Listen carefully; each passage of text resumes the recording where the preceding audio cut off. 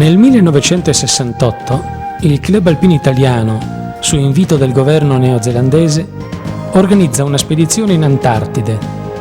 Capo spedizione è l'alpinista Carlo Mauri. Renato Chabot, presidente del CAI di quegli anni, vuole affiancargli tuttavia altri due alpinisti che si fossero distinti in grandi imprese invernali. Uno delle Alpi occidentali, Alessio Ollier, guida di Courmayeur, e uno delle Alpi orientali, il migliore del momento, il friulano Ignazio Piussi.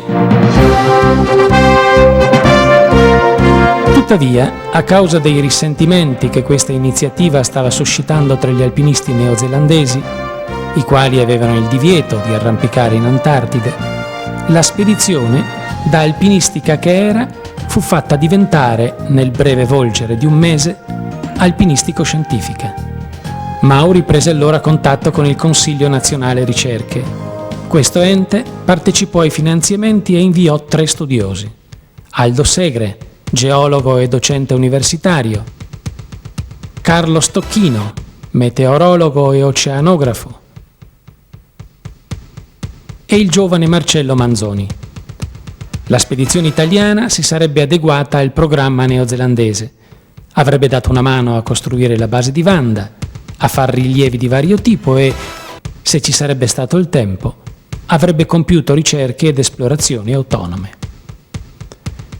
Era un privilegio insperato.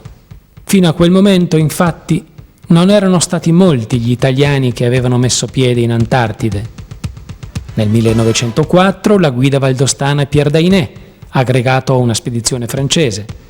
Agli inizi degli anni 60, con il compito di campionare la banchisa, alcuni tecnici del Comitato Nazionale per l'Energia Nucleare, che però erano rimasti sulla costa.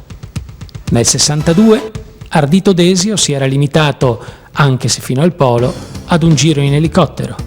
E infine nel 67 Carlo Mauri, in elicottero anche lui, che adesso ambiva ad essere il primo italiano a compiere una spedizione in Antartide.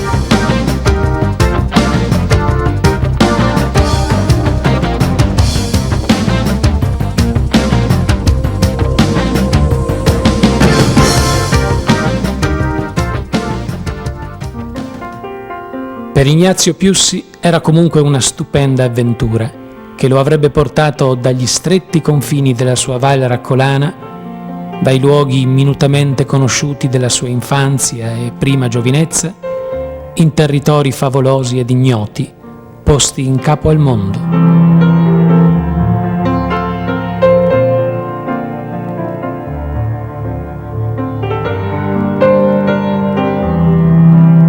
Così Ignazio Piussi racconta: siamo arrivati in Nuova Zelanda i primi di novembre. Siamo rimasti là 15 giorni per organizzarci. Poi con l'aereo siamo andati fino alla base di Scott, sull'isola di Ross, nel mare di Ross, ed abbiamo cominciato ad operare.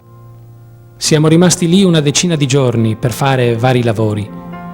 A quel punto Carlo Mauri e Alessio Ollier sono andati con i geologi neozelandesi sull'altopiano antartico nel Boomerang Range.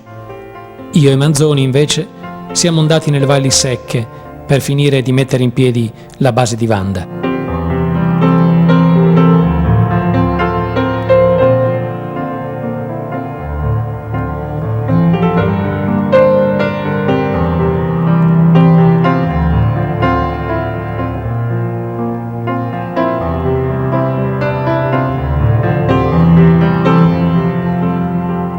Finiti i lavori, ho cominciato a guardarmi intorno. C'erano alcune belle cime non ancora salite nelle vicinanze e così, con Noel, un neozelandese che lavorava alla base di Vanda, e con Marcello Manzoni, abbiamo deciso di farvi una puntatina. Siamo saliti verso la catena dell'Olympus, che era una giornata magnifica. Abbiamo visto dei ghiacciai meravigliosi. Appena allora ho cominciato a rendermi conto che cos'è quel mondo. Era quello, il mio primo vero impatto con l'Antartide. C'era una solitudine infinita, una bellezza. Tutto era perfetto, intatto. Dicevo, Che meraviglioso silenzio. Che bella la terra.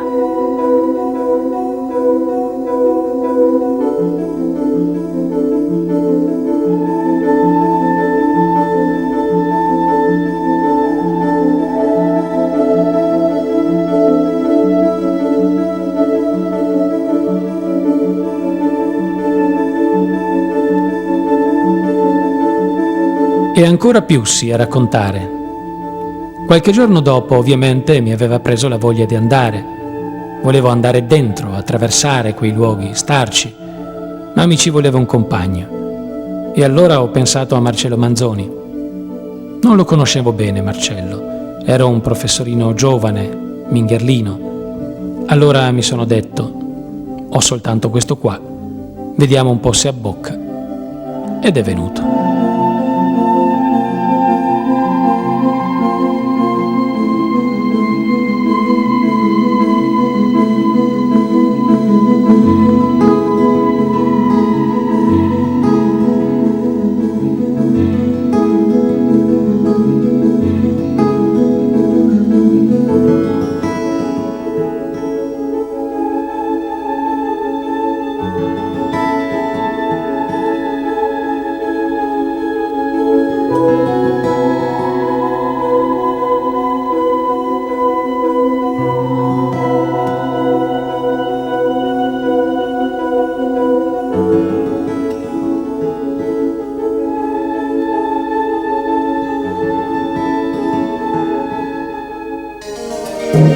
Così cominciava la prima spedizione italiana in territorio antartico.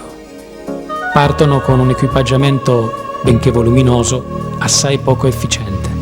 Niente radio, una minuscola tendina, un fornelletto a petrolio, taniche di petrolio, cibi liofilizzati o surgelati, 2 sacchi a pelo a testa.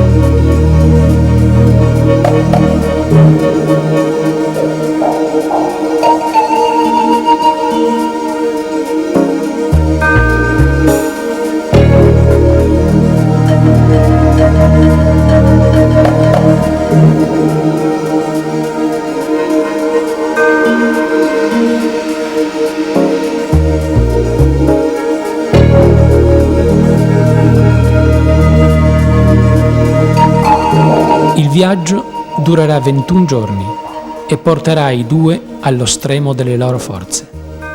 Ignazio salirà a volte da solo, a volte con Manzoni, una decina di cime inviolate. Ma sarà contro il vento, il freddo, le bufere, la fatica, la solitudine che dovranno più spesso lottare, sempre in equilibrio, sempre al limite delle loro possibilità.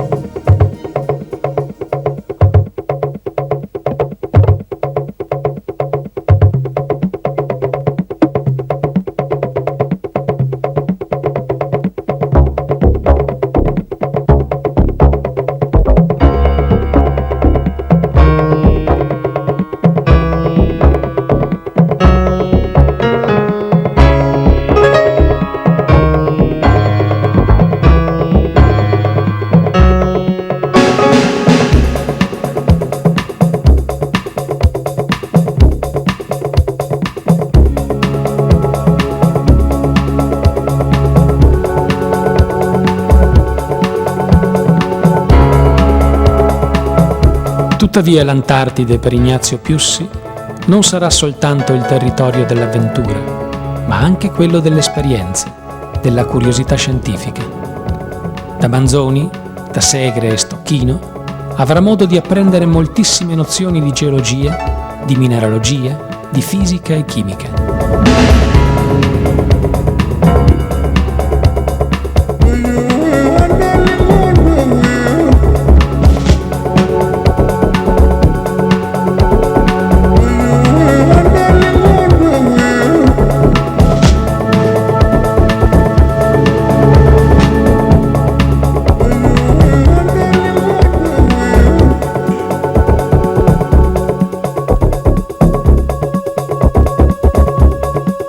Quel mondo gli riserva molte risposte stupefacenti e molte stupefacenti visioni che porterà a lungo nella sua memoria.